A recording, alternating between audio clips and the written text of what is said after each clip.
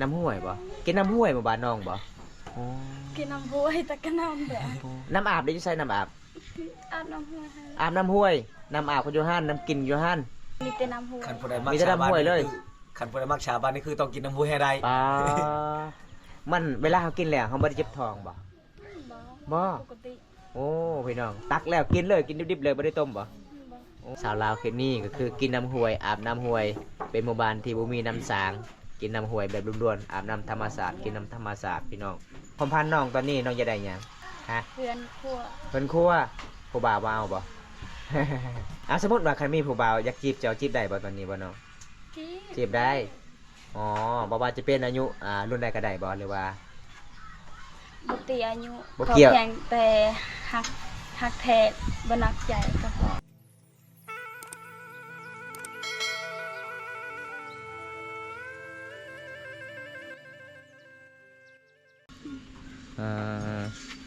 เอาทุกคนเลยเมื่อนี้มาเยี่ยมมายามสาวลาวเผาตัวบำตากะมาเดินทางหมู่บ้านแซนได้พอสาวสวยบ้านป่าเด้อทุกคนเพื่อนว่าสิขึ้นเฮือนขึ้นศาลแต่อ้ายเพื่อนบ่สบายก็เลยเฮากะนั่งดินนางแอนอยู่ตารางเฮือนศาลบ้านซองน้องประมาณเท่านี้ได้สาวลาวเคชนบทซุ่มเผาตัวโอยเวลาเฮาเห็นทักทายกันบ่คิดคุยเว้าจาม่วนหลายสบายดีผู้สาวสบายดีเนี่ยเจ้าสิว่าจังไดน้องก็ลืมอายุจักปีแล้วก็ลืมฮะ 17 17 ปี โอ้ สาวเขตหมู่บ้านน้องนี่ส่วนหลายนี่มีแต่17 ปีเนาะ ก็คือข่อย18 ปีเด้เจ้าสิเอาบ่ เอาพี่น้องเดี๋ยวพ่อน้องอีกเด้อทุกคนเด้อันนี้เป็นเพื่อนเจ้าบ่อ๋อ เจ้าเป็นลูกสาวกกบ่น้อง ลูกสาวกลาง อ๋อส่วนเอื้อยเจ้าเด้มีบ่เอื้อยเจ้าไปใส่เอาผัวแล้ว บ่อยู่เวียงเราเป็นคนพิการ โอ้โดยก็คือน้องมีเอื้อยกับเอื้อยเป็นผู้พิการบ่อืมเอาทุกคนสาวกระเรื่องหมู่บ้านแสนของชุนเผาตะอุยเด้อทุกคนเพราะว่าบอมตามาเยี่ยมมายามน้องครั้งแรกๆเลยน้องก็น่าหักหลายได้มาเยี่ยมมายามวันนี้บ่มีหยังสิไปให้น้องมีติดใจล่ะเจ้าสิเอาบ่ อิหยังเจ้าเขินน้อง เขินไอ้เหล่า เคินคือ เป็นยังไงไอมาวันนี้มีแฟนแล้วบ่มียังโสดบ่ โสด โสดจักเปอร์เซ็นต์ ลาย 100 อ้ายมีหยังอันนั้นน่ะ ขันจะเลิก นี่ยังเจ้าทางมาจะใส่เบิ้งส่งเจ้าเปียกน้อง มาเป็นมาติส่วนเจ้าไปเอาหยัง ไปเฮ็ด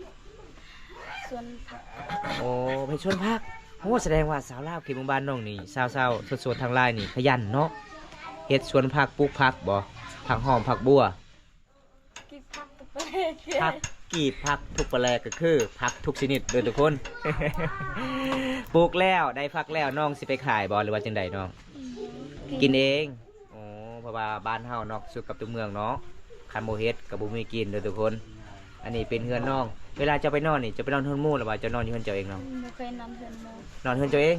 คำพอบามาล่มเจ้าคือนั่งเล่นอยู่ตารางนี่บ่ อุ้ยเพิ่นมาล้นเลย บ่มีไผมาล่มเลย ก็คือมาเมื่อนี้ครั้งแรกบอมตามมาหาเจ้าเลยบ่ โอ้พี่น้องเอ้ยบ่ ว่า น้อง ว่าเป็นชาว17 ปียังบ่เคยลมบ่าวเจ้าว่าแท้บ่ แท้บ่ได้ตัว ไม่ได้ตัวเลย เจ้าเฮ็ดห้องใดน้อง ฮะ เจ้าเฮ็ดห้องใดฮะ จะเข้าเฮียนท้องใด ปะสิ พอสิป้าสมพอเก่งเลยทุกคน ตอนนี้ยังเหียนบ่ น้องยังคืนอายเลย ออกแล้วอ๋อออกไปโดนแล้ว เฮ็ดเวียดนาม อ๋อ ก็คือมีแต่น้องมาซอยเวียกอีพอยแม่บ่น้องอยืนน้องมีจักคนน้อง ทั้งหมด ดอกเก่าคน หลายเด้ ป้าเก่าคน รวมทั้งพ่อทั้งแม่ รวมทั้งพ่อทั้งแม่ ก็คือเจ้าเป็นลูกสาวกลางเนาะสมพองามเนาะ บ่แม่นพ่อแม่จะห่วงบ่จังบ่ได้ลมผู้บ่าวคันผู้บ่าวมาลมพ่อแม่จะหายบ่หายจะเป็นหยังจากผู้บางคนผู้งามคือบ่มีผู้บ่าวมาลม อีพอยแม่ให้บ่ จังคำมาฮ้องเลยเจ้าบ่ลูก ให้นักเบิ่ง เอาเออเรียบร้อยเนาะสักแบกง่ายๆเนาะ โยนไปทั้งถึงก็สักไปเลยเด้อทุกคนเด้เพื่อนเนาะ เอ เอ อ อน้องสายจะบ่บ่น้องอยู่เฮือนเจ้านี่อยู่ไสเฮือนขัวเจ้าน่ะบ่มีบ่คันเฮ็ดกินก็คือเฮ็ดกินอยู่ตารางเลย ก็คือตอนเช้าตอนแรกแม่นพอได้นึ่งข้าวเนาะ มีแต่ มีแต่เจ้าโอ้พี่น้องเอ้ยขนาดสาวโสดเลยทุกคน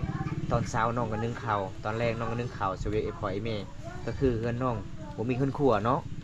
บ่มีเงินมีคำบ่เฮ็ดบ่ บ่ บ่มีโอ้พี่น้องก็คือคันเจ้ามีผู้บ่าวก็ให้ผู้บ่าวซื้อให้เนาะ ตอนนี้ยังโสดบ่มีไผเอากันเลยเฮือนครัวก็บ่มีคือกันเด้อทุกคนเด้สาวลาวเขตนี้ก็คือดำรงชีวิตแบบเดิมพี่น้องช่วยเวียกเอพอยแม่เป็นสาวลาวเผาเตาโอ้ยขยันหลายเด้อทุกคนเบิ่งทานังเขาเจ้ากำลังสิไปตักน้ำพี่น้องเห็นบ่เวลาไปตักน้ำนี่ไปตักน้ำอยู่ไสเนาะ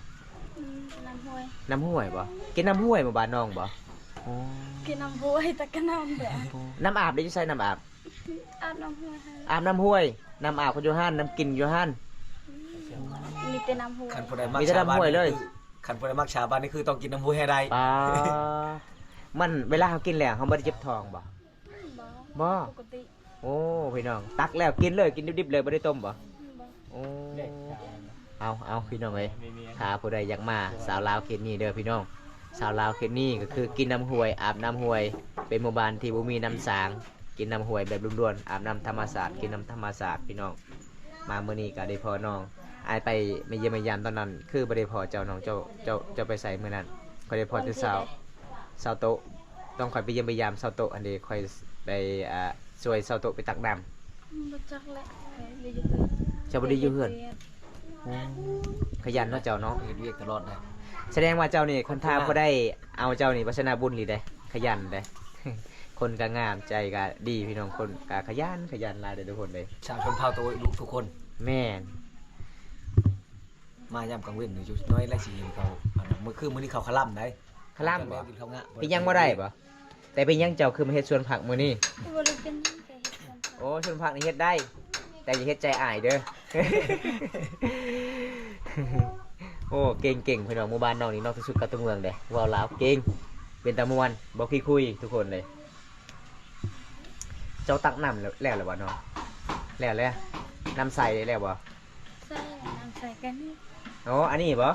โอ้เยอะน้องมีน้ำเขาเจาะเอาเด้อทุกคนแล้วก็มาใส่ใดพี่น้อง น้ำร่วมที่เจาะร่วมที่ เจาะกี่เตะก็ดังเจาะกี่ตะกี้เนาะ นั่นแหละ ช้างร่วม ปีพุ่น ช้างร่วมนะ แต่ เขาได้ กี่ ลงกัน โอ้ บ้าน ก็คือน้ำอยู่เพื่อนน้องนี่มีพี่น้องข้างน้องบ่มาเจาะเอาบ่แล้วก็สิมาต่อมาแบ่งกันเนาะ น้ำช้างร่วมบ่ อ๋อ ช้างร่วม น้ำสร้างรวม ช้างโครงการแต่ตอนนั้น นี่ เนี่ย นั่นบ่ อืม โอ้ มันเพ่แล้วเขาก็ร่วมกันชื่อใดเอาใดลง โดยไอ้มาวันนี้กินข้าวกินน้ำเลยบ่น้องกินอาหารยังฮะอาหารยังนี่ เตะก็ดังประชาชนดอกบ่ ไม่ยังค่ะ ประชาชนว่าฮะ เรียว เตรียกินเห็ดโอ้สมพองามเนาะ โอ้ยงามยนกินเห็ดเด้อทุกคนเห็ดบดบ่ เรียบร้อย เรียบร้อยเห็ดขาว เห็ดขาวเออ แซ่บเนาะก็คือบ้านเฮามีแต่กินอาหารธรรมชาติอาหารในเมืองบ่เคยกินเลยบ่คอมพันน้องตอนนี้น้องจะได้หยังฮะ เพื่อนขั้ว เพิ่นครัวผู้บ่าวบ่เอาบ่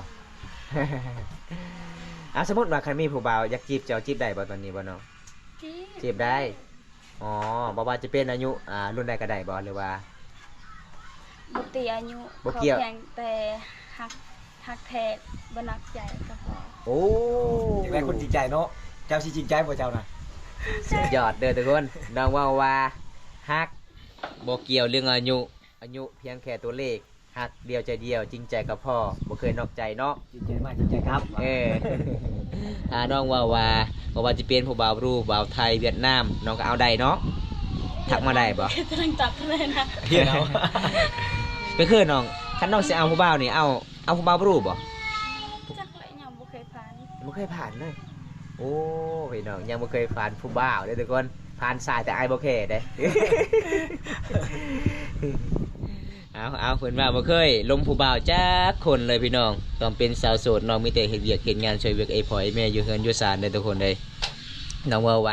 บ่จำกัดเรื่องอายุเด้อถ้าผู้ใดอยากจีบได้ชื่อเพจเจ้าว่าจังไดน้อง ซื้อเพชร โดย เจ็บในจำขอซ้ำอีกที เจ็บไม่ช้ำคอซ้ำอีกทีแสดงว่าน้องนี่ก็เคยมีผู้บ่าวล่มมาแล้วบ่ เจ็บแล้ว บ่แต่หมู่ตังให้ หมู่ตั้งให้ก็คือภาษาไทยภาษาลาวน้อง ษาลาว ภาษาลาวบ่เอาทุกคน ภาษาไทยก็อ่านบ่เป็น ภาษาไทยอ่านบ่เป็นเนาะหมู่บ้านน้องนี่มีสัญญาณโทรศัพท์บ่ มีแต่บลาย ไปเล่นอยู่ไสเวลากลางคืนย่างไปพุ่น อย่าไปลิ้นกลางคืน จะไปเล่นในกลางเว้นบ่ กลางเว้นถ้ามีเวลาก็ไปลิ้นถ้าบ่มีก็บ่ลิ้น โอ้หมู่บ้านน้องนี่บ่มีสัญญาณโทรศัพท์เนาะ บ่มี หายากเลยทุกคนเลย มามื้อนี้น้องบ่ได้ทากาแฟพากันมาติป่าแต่ดองได้ งามแบบธรรมศาสตร์เลย ก็คือสาวลาวคิดนี่งามย้อนอาบน้ำหัวทุกคนมื้อแรงสิพาค่อยไปอาบคือกันเด้อข่อยยังงามคือกัน อีพ่อวันนี้บ่ พ่อ โอ้ยพ่อก็รอเนาะไอพ่อเนาะ อีพ่อก็รอลูกสาวก็งามเด้อทุกคนอีพ่อเพิ่นยังนุ่มได้พี่น้องส่วนลูกสาวก็โอ้ย17ปียังบ่มีไผเอาเด้อทุกคน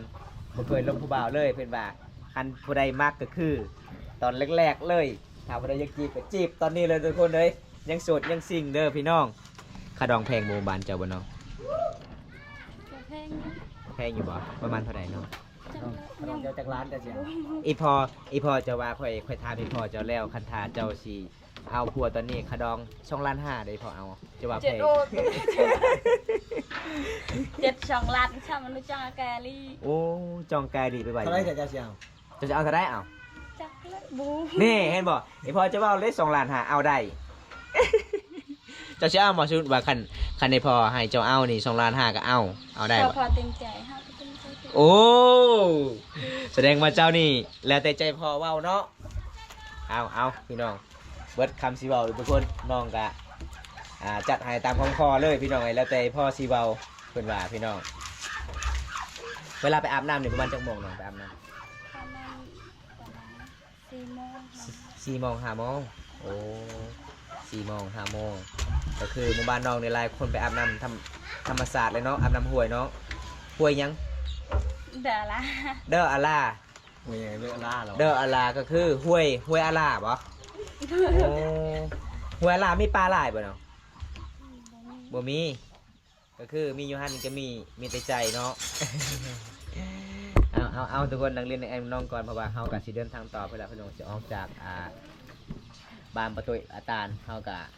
มาเยี่ยมมายามน้องกะบำตากะครั้งแรกๆได้พอน้องกับบ่คิดคุยน่าฮักหลายเด้อทุกคนเลยมีบัตรเลยปะบ่มีเอาซีเน็ตได้น้องเด้อโดยบ่เป็นหยัง แล้วบ่ ป้าวัยงามเนาะเจ้าเนาะ คันจะวัยงามแบบนี้มือหน้าคอยสิบ่เมื่อยเด้คอยสิทาคิวอยู่นี่เลย สบายดีสาวอย่างนอนลืมเลยสบายดี จะเริ่ม สาวก็ลืมได้ยังกินข้าวมื้อนี่กินข้าว เที่ยว กินข้าวกับหยัง ไอ้อยากเข้าเลยเจ้าก่อนนี่บ่ใช่ ฮะ ไอ้อยากเข้าเลยเจ้าก็บอกแล้วรถ จะเตี้ยว เที่ยว เตี้ย เที่ยว เฮ็ด โอ้เป็นภาษาอันนั้นตะโอยทุกคนบ่ใส่กับบ่ฮู้ จะเฮ็ดไล่แล้วเอา เอาแล้วฮักคือไผไปหาเห็ดเจ้าบ่ บ้านน้อง อ๋อเห็ดออกเนาะเมื่อไรบ่เดี๋ยวนี้บ่วงหิวเขาว เบิดเลยมีแต่เป็นแต่ของ แสดงว่าไอมามื้อนี้บ่ทันเนาะ แหม่ วาสนาไอมาบ่ถึงนี่น้องเอ้ย แต่ไอนี่ใจเกินร้อยเลยเพื่ออยากมาหาเจ้าอยากมาเยี่ยมมายามเจ้า ทักเนาะ อันเยี่ยมมายามน้องมื้อนี้ก็งามคือเก่าโสดคือเก่า ขนอง2.5 ล้านน้องว่า เอ้ากระดองเท่าไหร่2.5 ล้านแม่นบ่น้อง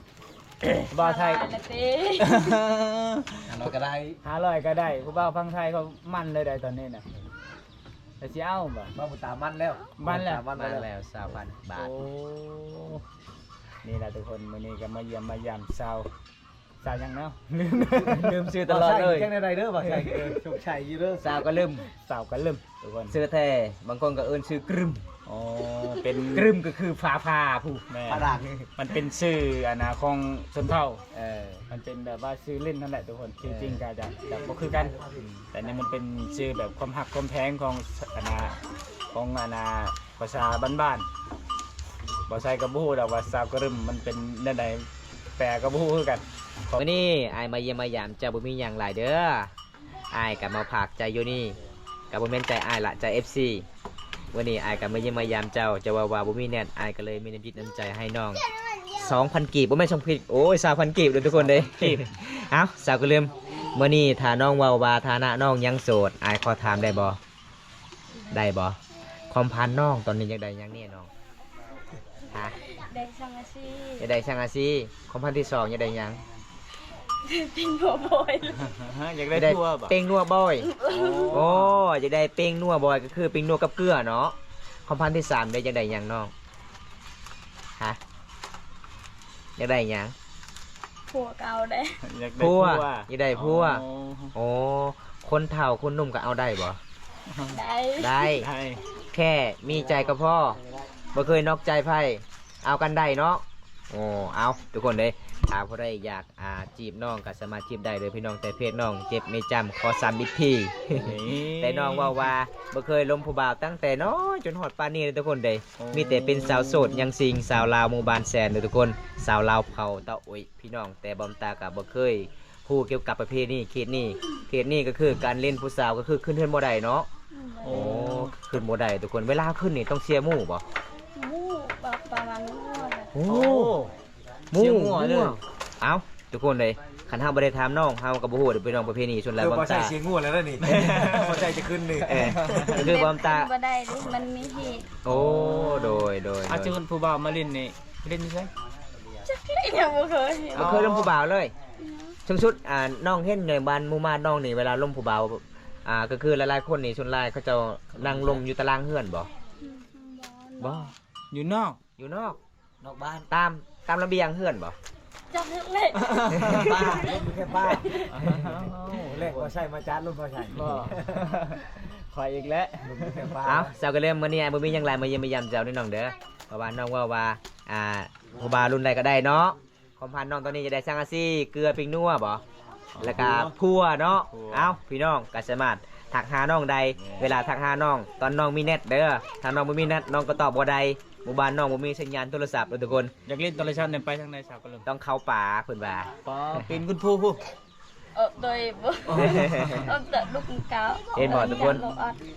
ภาษาตัวอุ้ยมันต่างกับภาษามังกรเลยความตากะบ่มีหยังหลายสิพา FC เด้อครับชมคลิปนี้แต่ต้นจนจบก็ขอให้อยู่ดีมีเฮงก็ขอให้ร่ำให้รวยเด้อทุกคนเลยความตากะบางคำก็ฮู้แน่ภาษาตัวอุ้ยก็สิแปลให้บางคำบ่ฮู้ก็คืออย่างเดียวเนาะ เอาคลิปหน้าพบกันใหม่ขอกล่าวคำว่าสบายดีบ้านสวนบ๊ายบายทุกคนเขตชนบทบ้านเฮาซุมเผาตะอุยเห็นบ่เขาเจ้าดำรงชีวิตแบบเดิมๆเลยทุกคนนี่ก็คือสวนผักทั้ง3หมู่บ้านเลยเขาเจ้าก็มาเฮ็ดสวนไผ่สวนมันเป็นมาเฮ็ดเป็นเขตพี่น้อง1 2 3 4 5 6 7 9 10โอ้คนหลายเลยทุกคนทั้งนี้ก็แม่นเลยพี่น้องเห็นบ่ชนบทของซุมเผาตะอุยคือเขาเจ้าดำรงชีวิตแบบเดิมๆเลยพี่น้องแต่ก่อนก็จะเป็นหมู่บ้านบอมตาก็คือมีวันนี้เด้พี่น้องเห็นบ่อันนี้ก็เจ้ากับปลูกฟักปลูกมักแตงหลายๆเลยทั้ง3หมู่บ้านแบบเฮากะคันบ่เฮ็ดเฮากะสิอยากกินคือมือคู่ๆทุกคนก็เลยต้องเฮ็ดแบบนี้พี่น้องเห็นบ่มีแต่ชวนพักมันเลยเขาเจ้าสิมาปลูกมีแต่ผู้สาวเด้อพี่น้องมาปลูกได้แต่บอมตามามื้อนี้ก็บ่ได้ทันล่ะพี่น้องเอ้ยบอมตาก็สิออกจากหมู่บ้านแกงอะลองต่อพี่น้องหลังจากบอมตามาเยี่ยมมายามสาวเผาตะอุยหมู่บ้านนี้พี่น้องบอมตาสิเดินทางต่อทุกคนจะได้บอมตาก็สิปิดวันซุนี้ก่อนพี่น้องเอ้ยถ้าบอมตาสิมายามนึงแรงนี่ก็สิได้พอสาวลาวกับมาปลูกผักจุดนี้เด้เห็นบ่งามหลายเลยพี่น้องเอาจะได้บอมตากับสิปิดไปทำนี้ก่อนเด้อทุกคนคลิปหน้าพบพอกันใหม่ขอกล่าวคำว่าบันสวนเด้อบ๊ายบาย